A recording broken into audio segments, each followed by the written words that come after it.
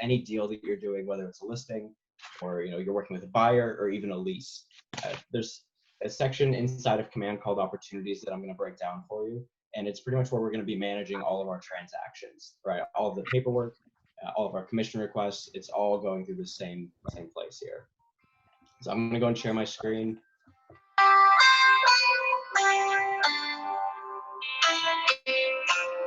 Let's see if we can mute. Hello.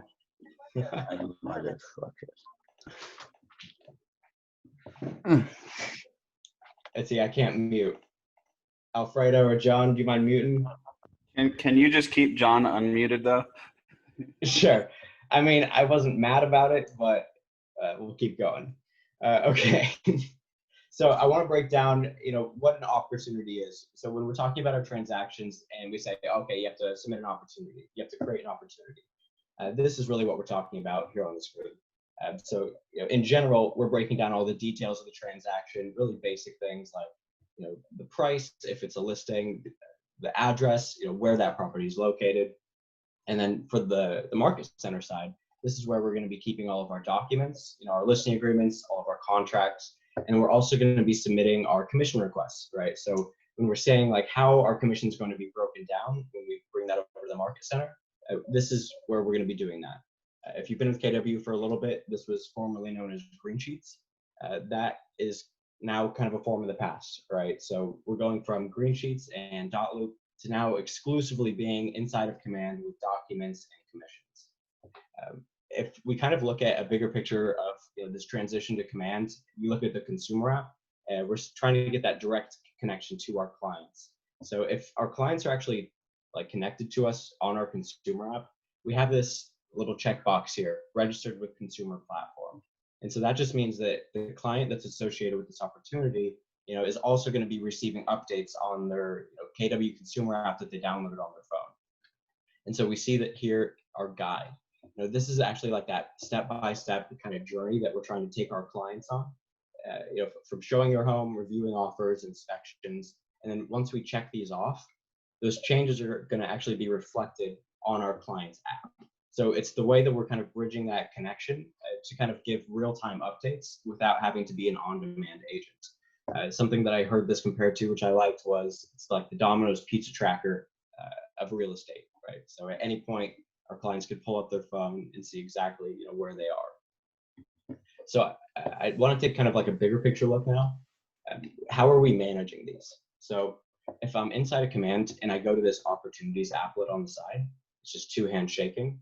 It brings me to this thing called the sales pipeline, right? And so this is where we're tracking every single transaction from the cultivation of it all the way to close.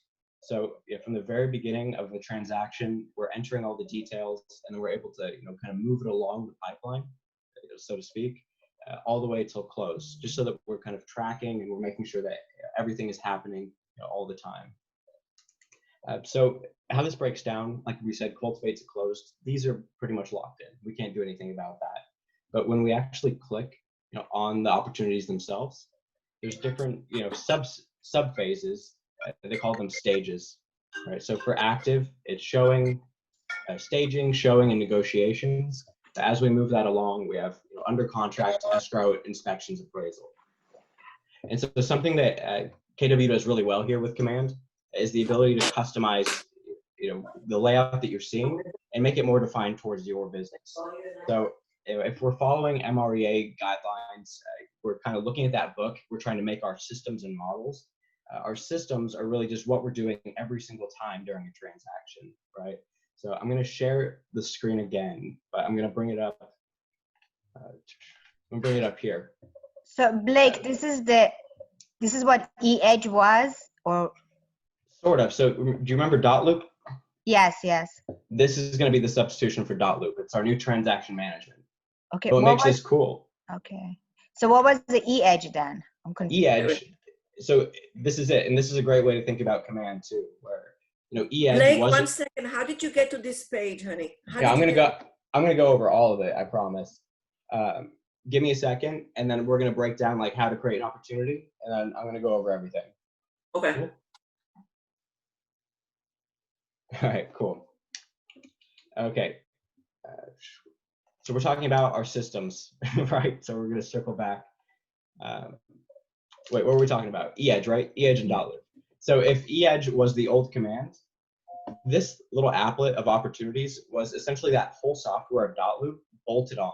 So it, rather than having to look to an outside third party, we've actually created this entire software ourselves. So this is something that EEdge wasn't even like capable of doing. So inside of like our CRM and our follow-up and our marketing, we also have transactions. That's what kind of makes this whole software cool. Hopefully that's some perspective there. And kind of the advantage of that is that it's all interacting, right? So when we're looking at our transactions, we can relate that back to our clients, through the KW app, where we have that connection to our CRM. In the same way, we have our systems, right? So we have our checklist of everything that we're doing every single time we're in a transaction. So we have our listings checklist of all the tasks that we do during appointments, all the tasks that we do while we have an active listing, under contracts, and then even when we close. This is our process. And so we're actually able to translate this back into command, whatever that is. And this looks different for everybody's business for sure. But when I'm inside of these phases, I can click. So I'm in my sales pipeline, right? And I click into active, but I could click into any of them: under contract, appointment, cultivate. Whenever I click in, we have this option to edit stages in the top right. And then when I click on that, I'm able to drag these around, change the names of them. But this is the key, and this is kind of where it all loops back in, is these checklists. We can go into the checklist and add all of these items that we have on our written out systems, and we translate it back into actual tasks that go into our task management system, right? I hope that makes sense there. And so we do this for every single stage here. And so that when we have an opportunity in that specific stage, we're seeing those tasks, depending on what category they're in. And then as they get moved around, we click here, move it to accepted offer. We see new tasks populated now that we have to do. And so this is just a great way to make sure that nothing falls through the cracks. If you like this, and this makes a little bit of sense here, you understand like the tasks and what we're doing for each one, I want to show you kind of this bigger picture here. So I'm going to go off on a tangent, but let's try not to get too sidetracked, because this isn't like totally active yet. But I did notice that there's a new template, and it's this opportunities email template. And when I look into it, this is something that we could send automated to our clients, where we're showing them this is what we've completed on your listing so far. And then it's going to show you all these checklists. And what this is going to relate to is actually the checklist that we're doing on the opportunities themselves. So when we check off that we've scheduled photography, we've scheduled the drone videographer, we're able to actually send that to our clients automatically to let them know exactly what we've been doing. Blake, where's the checklist? Where do you find that? That's a great question. So I actually do have this set up here where we can go to bit.ly/KW Beverly Hills. I'll leave it in the chat too, but this is a bit.ly to a public Google Drive folder. And when we're inside of here, we could go to my take command help. And then I have these checklists, as PDFs here. A couple different options. This one has buyers and listings, and this is just a modified one that just has listings on it. Definitely free to go use. Take a look, download them. It's a great template to kind of work off of. That way you're not totally starting from scratch. You're coming in here, you're looking at these stages, and then you can sort of modify it from there. You're not locked in. I love that. Perfect. Blake, has this been recorded? I believe it is, yeah. Okay. Perfect. Blake, Tiana, can you put that bit.ly link in the messaging screen? Yeah, let me do that right now. So here, I'm Thank going to you. stop sharing. Okay, so it's going to be in the chat.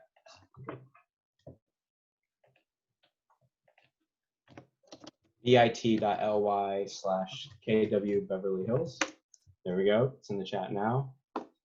Just go and copy that, put it in the URL bar.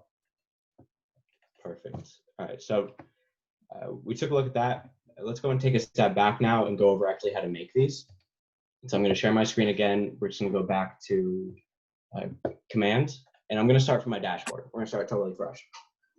So just like we were talking about earlier, so I'm actually glad you brought up that question.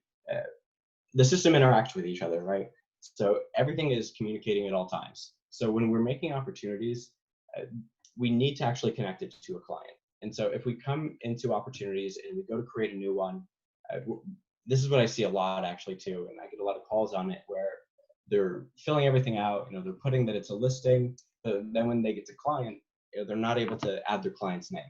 And the reason for this is because they're not added into their contact section inside of the database. So before you even create the opportunity, you do need to kind of take a step back. And so you're going to go to your contact section, which is just the second applet here. And then you're going to want to make sure that you're adding a new contact.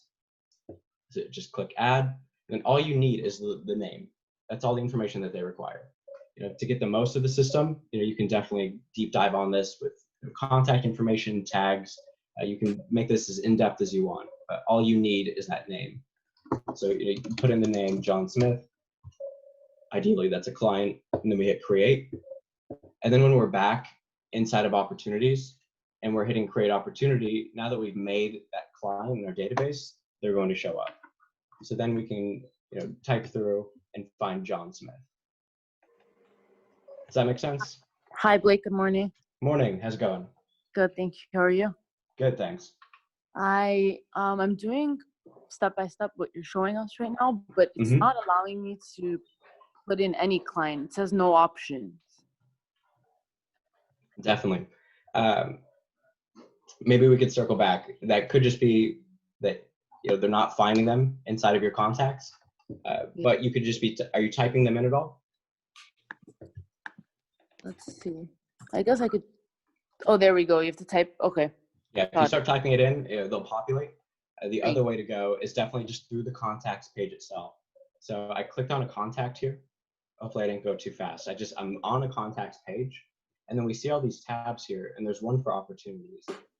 And under the opportunities, I can just hit create new opportunity, and then that kind of you know, fast tracks the whole process. And it already fills in that client, and then we can just make it from here. Oh, nice. Thank you. Cool. So for the sake of it, I'll just go and start fresh on one of these. So I'm in opportunities. I'm going to hit create opportunity. Then I'm just going to go and fill this out as much as I can. You know, if I'm on a team, I'll hit that drop down. Opportunity type. We see this. This is really important. Here we go. Listing, buyer, landlord, and tenant. This is where it breaks down on the pipeline. And so for each one of these types, there's a different like checklist, you know, assigned to it. So if we are working with a buyer and then we click listing, we're going to have all these placeholders for listing agreements. The same way if, you know, we're representing a landlord and we hit listing, none of those documents are going to apply. So this is like the most important part of this for sure. So I'm going to go and hit buyer, client. I'm going to just type through my database, Katie Smith, opportunity name. We can make this whatever we want. I think it'd be best practice to actually just use like, the name of the address.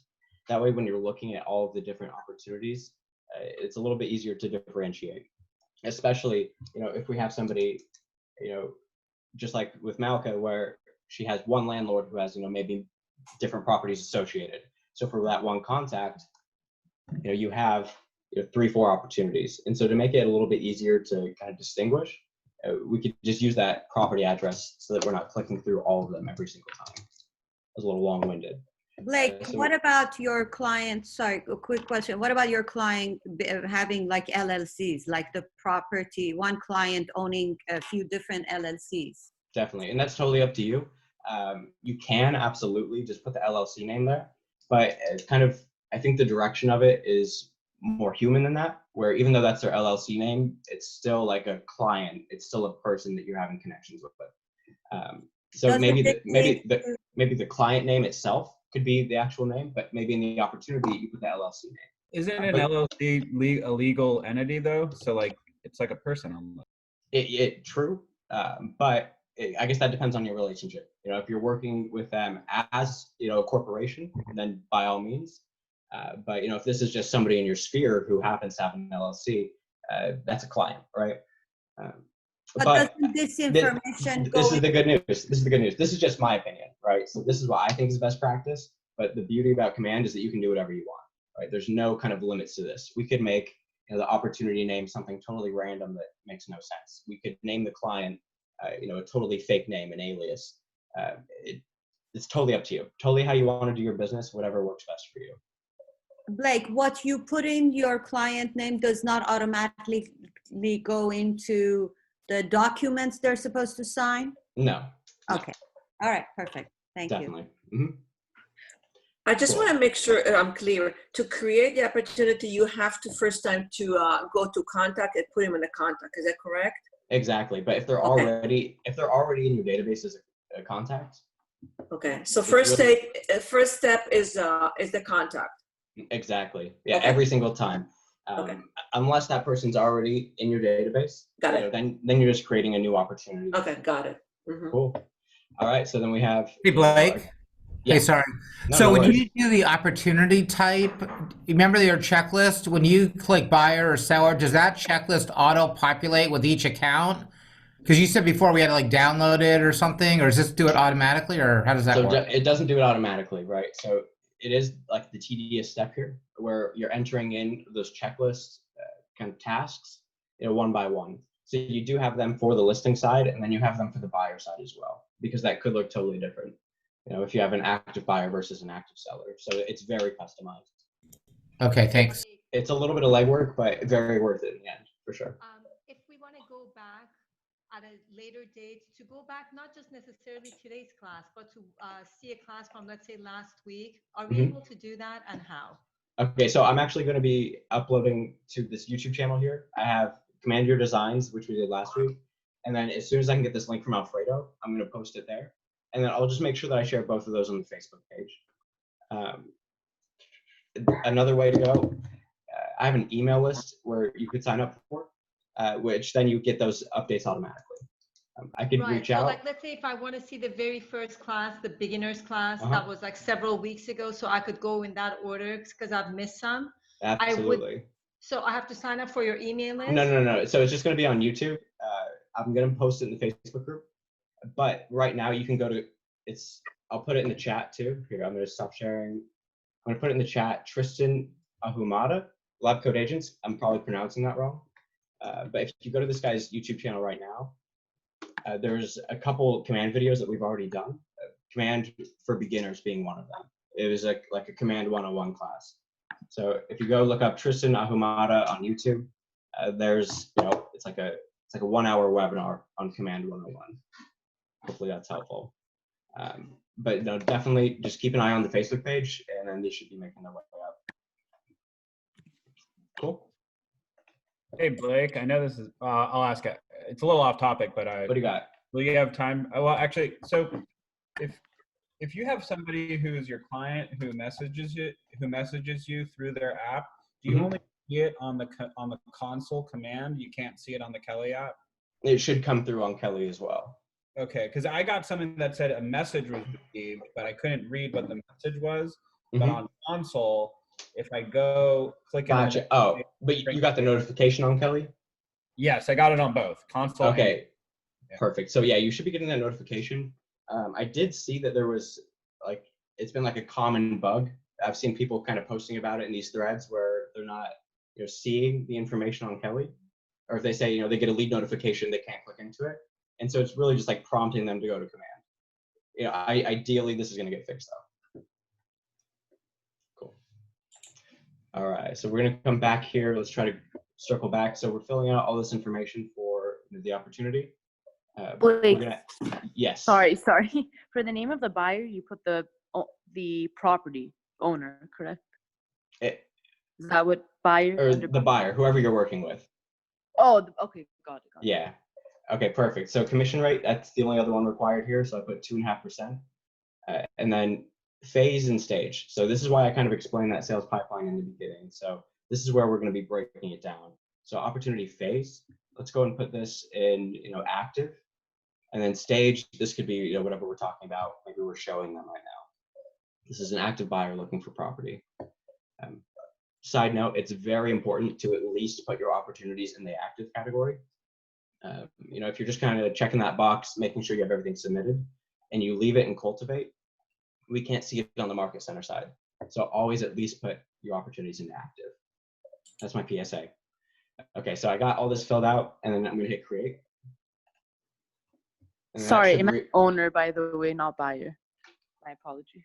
Oh, the owner. So that's actually like, it's confusing if you're an individual agent, but when you're on a team, that's the other thing that you can share between teams is opportunities. So when you click owner, you could click somebody else on your team, but the owner is going to be you Oh, always, right? okay. I thought the owner of the property, so I got confused. Okay, thank you. I see what you mean. Yeah, no, that's owner of the opportunity. Good question. Not mad at all. All right, so once we hit create, we're going to be redirected here to this page. And so right at first, we're seeing all these details. If you've ever, when you open up a new transaction, a new listing, and you have like a folder with all the documents, and then on top of it, you have like a one-pager with all the details. That's pretty much what this is, right? So we can enter in our property, it's the country, United States, and then address. It'll actually start to auto-populate it, which is amazing.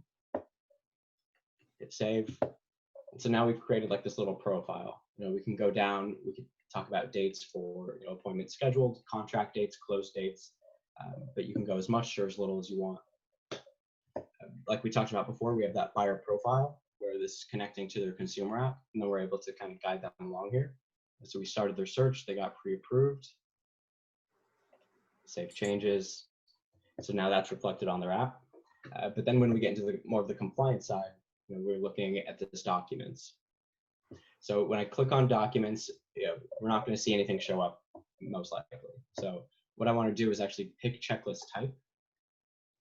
And then we're going to see the drop down of all the different kinds: residential, commercial buyer, vacant land purchase.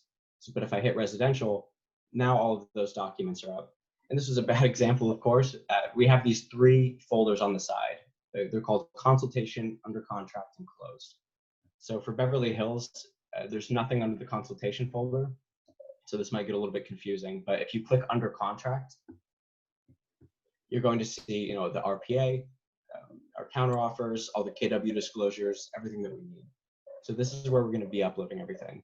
And so all we have to do is just hit on the right side, add a file. And then we're able to source that from our computer.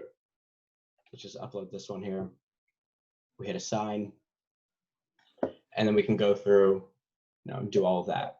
If there's anything above and beyond what our checklists have, there's a couple options. We could either add an item and then, document name. Let's see, maybe this is, let's see, square footage disclosure. Document type, disclosure, and then same thing, we can just source it manually and then save it in, okay? This is something that I really love. Okay, somebody just did this and I love it. I'm gonna teach it all the time now. Inside of these opportunities, inside of a folder, we see these options to add a comment. So if I hit add a comment, it pulls up this little like chat box that I could start typing in. Now the cool thing here is if I go, just like on Twitter or Instagram, if I go at, we can see like it actually pulls up people in the market center, that work on the transactions. So how it was used is somebody created a lease and they wanted to let me and Veronica know that a wire was coming in and how it needed to be taken care of. So they went at Veronica Juarez, at Blake Petska. It's me, so I'm just gonna say Brian Chung, and then you can type your message. Look out for a wire for 500. She did it a lot better than I did. She put like the confirmation number, where it was coming from. She put a lot of good information. And then when you hit that add reply, that's okay. It actually shows up in the notifications on that person's command. So, when I logged in, doing my thing here, I see notification that Samin had left me a note on her opportunity. And so it's just like a really easy way to communicate back and forth with the market center. So I'm going to push that from now on for sure. Hey, Blake, really quickly on the documents that you just uploaded for the residential agreement, for example. Yes. So you and I had talked about this previously. I was trying to play around with getting this up and running. So at first I thought we'd be able to upload documents directly from DocuSign or car forms or zip forms. Is that not working, or are we what I'm asking is, are we supposed to manually download perhaps the car forms to our computer and then manually upload those forms to command? So that's a good transition. Let me just show you this here. Maybe this will kind of answer your question. We see this button here that says start a transaction. And so when I click on that, that's going to take us to our affiliate with DocuSign, DocuSign Rooms. If you do have it's called like a Zip Forms Plus account, right? We can hit add and then go from Zip Forms automatically. But it's going to ask you for this sign in. So if you're not paying for that upgrade, you're not going to be able to access this. Now, were you paying for that upgrade, Jared? I think anybody who's part of Beverly Hills Greater Los Angeles Association of Realtors has Zip Form Plus. Right. Okay, I know that there's one that was like upgraded because this was only working when I was working with like the broker's account, which I know like isn't a great answer, right? So I think that there's like some tier on there that's like an extra $100 or however much, and that kind of allows the integration. Can so we I'm talk not, like yeah. David Bailey and Paul Morris about, doing a deal with Beverly Hills Greater Los Angeles Zip Forms Plus so we can do that? Because to get 500 agents to upload, and this is not you, Blake, by the way, but yeah. To get 500 agents to upload individual documents, that could be a shit show. Because let me tell you, some agents don't know what documents to use. I do, but I'm just saying, like Fair enough, and that's why we're looking for integrations with our TC so that they can actually help manage these documents as well.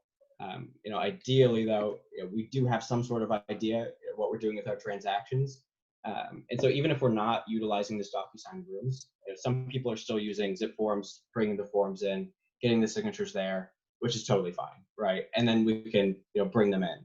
So we're not constrained to that. DocuSign rooms is just an option.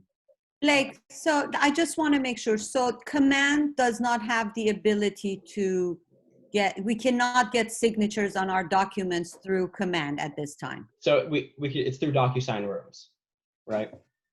So anything that I bring into here, so I'm in Command, I say start a transaction, and then it brings me to DocuSign rooms, right? This is our document manager. So I can add forms directly from my computer. So, maybe I have my KW disclosures here, or I've downloaded the forms from Zip Forms. I can click on these documents that I want and start to DocuSign them. Or I have this envelopes here where I could just add in these documents automatically. Room docs, pull it in. And then it's pulling information from the room participants. So it's really easy to add in myself, my clients, Katie Smith. This pulled in my buyer's email address without me having to type in anything. And then I can hit next. And then I'm doing the signatures there, right? And so then once they're done, it's actually just going to revert back to that original room that we were looking at before. So like where we were bringing them in. So it'll say, KW disclosures -signed. And then when we go back into Command and we hit add file, rather than having to download it, we just click DocuSign. And then it's going to pull in any documents that are in that room. So we'll see, KW disclosure signed. And then we can click on it and hit assign. And then it's pulling it in. So we're managing our documents here. This could be, signed, unsigned, maybe signed by the buyer, signed by the seller. This is where we're cleaning everything up. And then our final kind of import is into Command. Does that make sense? Just our fully executed documents. So Blake, there's so this room, is there a master account who manages the room on DocuSign? Veronica Juarez for the Market Center.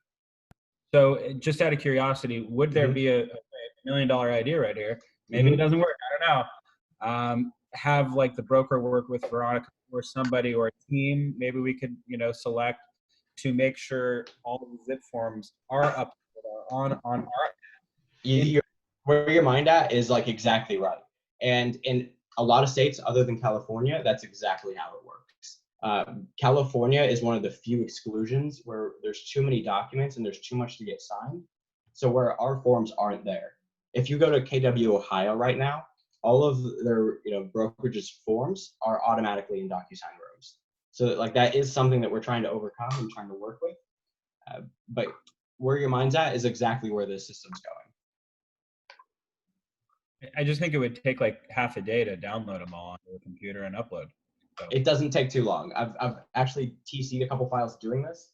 You download all of your disclosures, you upload them, you get them all signed as one big packet, and then you can split them up once they're all signed, just like you would any other time. I've worked in the TC assistant office. It's not that much of a stretch of how he's doing it in there. It's not as time consuming as you think. All you have to do is really kind of get that flow down of how you're doing your documents, and then it kind of adapts. Now, with all that being said, I can 100% recognize this isn't a perfect system. Like Jared's saying, there's a lot of other ways where this could be a lot more efficient. So if you have another way that you're doing this that you like, stick to it, right? I'm not going to ask you to 100% move everything over. Right now, all we require you to do is to upload the documents here and then submit your commission request. If you don't want to use this for the DocuSign, you don't want to manage your documents here, that's fine. But I do endorse it, and I do know that it works. That's my bit. Blake, how come next to RPA it says Tech Audit Guide? So that's on me. I was just uploading whatever I had on my desktop. So I didn't have an RPA handy, unfortunately. So when I added a file, that's just what I had here, my Tech Audit Guide. So that's what you have to do next. Go drag and drop or browse your files. Exactly. And so ideally, even if you're doing this here, you have like a folder on your desktop where you've been, containing all of these. You have some sort of organization. Then you're bringing them in there. Alternatively, from the room. If you're working with the in-office TC, he can help you with all of this, right? Absolutely. Yeah. So how we're setting this up now is where you have to just create the opportunity. So you have to enter in your client and at least get this started. And then from his side, we can come to Command MC, which is the Market Center side. And monitor. And then we can monitor it. We can upload documents. He can kind of take control. It's going to get easier and easier, but right now that's where we're at. Thanks. So Blake, will Brian be automatically doing the updating everything, or do we have to ask him, or how does that work? I know it's a little bit different right now just because of staffing reasons, but when we're functioning at 100%, towards the end of the transaction, everything will be uploaded, by the time that it closes, right? So as long as you have that opportunity created, you're still going to be able to get paid, because that's really what all this boils down to, is being compliant so your check can get released. So along the way it might not be updated, but you'll see it all done at one point. Cool. All right, I'm going to move on from documents if there's no other questions. A question, yes. How about referrals? Referrals. So there actually is a section. It's the referrals here, and it works almost the same way. I don't want to get too off track here, but it's the same thing where we're hitting, create new referral, and it works the same as an opportunity. So what I do is I enter the agent and the client's name and then upload the signed referral form there. Exactly. Yeah, it works almost the exact same way. Oh, cool. Okay, thanks. For sure. That could be a whole different class on its own. Yeah. All right, so I'm going to talk a little bit about these commission requests now. So the former green sheets, this is our transition. We see if I try to click on this, it's actually grayed out. And the message that I'm getting is you'll be able to view your commission when you have an accepted offer. So now, take a cue, look over to the offers tab. We go and it says 0. So what we need to do here is actually just add a new offer. So if I do that, it's going to ask us to name it. Initial offer, we're going to create it. So what we're doing here is we're essentially just entering the final details of our deal. The purchase price, the offer date, the close date. We're going to have to search for, an address again here. So when we were creating opportunities, kind of that initial setup, this is what we're doing now. So we can say this is the seller. All we need is the name. We scroll down, representation, who is the agent on the other side, seller agent, click to terms. All right, so now this is where it can get a little bit tricky. So we're trying to get this sales price. We can't type anything into this box though. This is an equation going on right now where the cash plus the finance amount is going to have to enter the sales price. So I wish I had an RPA handy here, but if we enter in the cash terms, maybe it's going to be $60,000 cash, and then another, let's see, 740 finance. So total $800,000 sales price, and then that's what our commission's based off of, right? And so we can enter in more if we want, earnest amount, option fees, days for termination notice. And I'll show you why in a second, because we also have this agent analysis where we can put pros and cons of the offer. So this is kind of your chance to add a little insight as the agent, and then a summary for the deal. So we can put, if this is something that they should accept. It's a little bit of guidance for our clients. And the reasoning here, let me see. If we have another one, we're able to actually send these kind of like offer notes to our seller as a spreadsheet. So if I have multiple offers coming in, I can create a really nice little kind of comparison that then could then be emailed off. So I'll do it just real quick. So let's say this is a backup offer. We're going to create it. Perfect. And this works definitely on the selling side. We have multiples coming in. I did this for a buyer, so it might be a little bit different here. Like, do we have to put all the offers, or should we just put the accepted offer? That's it. So you just have to put the accepted offer, 100%, Oh, okay. right? Oh. If we're going through here, if we just do the one and we hit accept, it's going to open up the commissions box. This is definitely like a little bit above and beyond. It doesn't quite work here because I'm on a buyer, but if I had multiple offers for a seller, we could create like a little spreadsheet. And then once we have an idea of what we're going with, we can hit accept. So this is the one that got accepted. And then now we see this commissions tab is open. And so all of that work that we did, going through here, and then we go to commissions, it's all been transferred over. And so, unable to submit contract dates required. So we just fill that part in, April 1st. But now the sales price, the commission, and then the commission that we're receiving is all been populated. Since it's connected with everything else, we're actually able to see, how much we've contributed to the market center for company dollar and associate royalty. And then anything else that we need to add, we could just do it right here where it says add item. And maybe we need to add, a concession. We're giving a credit. We could add that in here. If we're doing, a different deduction or a referral to another company. This is where we're adding in all of those details and the brokerage company name. That way it's all just kind of being submitted as one. Something that we just worked with was an inside referral. Let's say it's something that you're giving to somebody else in the office. So I could give, let's see, $500. See Malka right there to Malka. And then I hit add. So now I'm seeing kind of this breakdown of everything going out of my check. And then once I hit submit, it goes to the market center side, and then the CDA goes out. And that's kind of like the process from start to finish, where you're entering everything in, and then this is the final step to get your check. Kind of going above and beyond that, you could do different, agent breakdowns. If you're on a team, you can give different units, split the commission, whatever the structure looks like for you. Any questions on any of that? I know it's a lot to take in. We don't have to do this now, do we, Blake? Yes, it's live. It's functional. There's people that are doing this. And we don't have, if we are like getting ready to close the deal, we don't have to do it right now, or do we? So you're working with Brian, right? Yeah. So right now we're working a little bit differently there, right? So he's taking care of most of this. Okay. I'm in communication with him, but there's going to be a point where the system is so one-to-one where this is what we're going to be doing. Okay. But I promise, maybe even this is what you're doing for leases only, if you're not doing like these deals. But even in that case, if we're doing all of our documents and we're uploading it through the opportunity anyway, we're like a few steps away from submitting the commission request. So I'm seeing people right now that are uploading documents and then still doing a green sheet. It's killing me. You're so close. There's just a few more steps, and then you have everything on the same system. There's no more need for double entry. So ideally, we're going to be transitioning to this complete system, hopefully sometime soon. All right. Thanks. Definitely. Any other questions? Cool. Okay. So one thing I want to touch on here is the notes and the timeline. So notes, that's a little bit more personal. But this timeline is something that I think is really cool, especially if you're working within teams.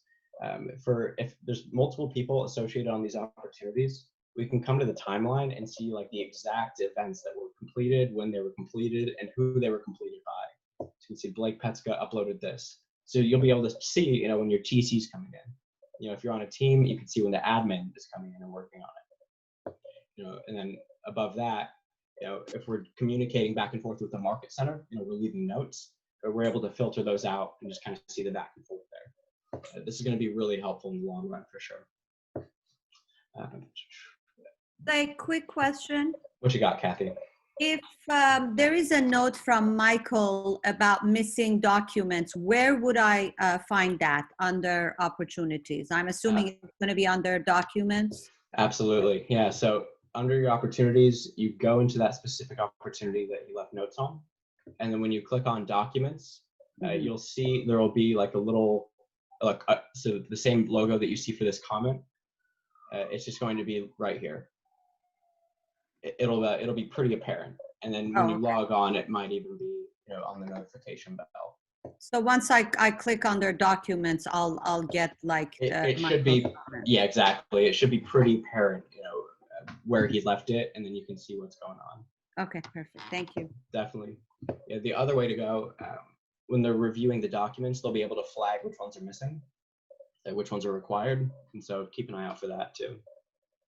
Oh, how do they flag it then? So I can't show you from this side, but when I'm on my Command MC side, every document has a little place for a flag, so you'll be able to see it if there's any missing.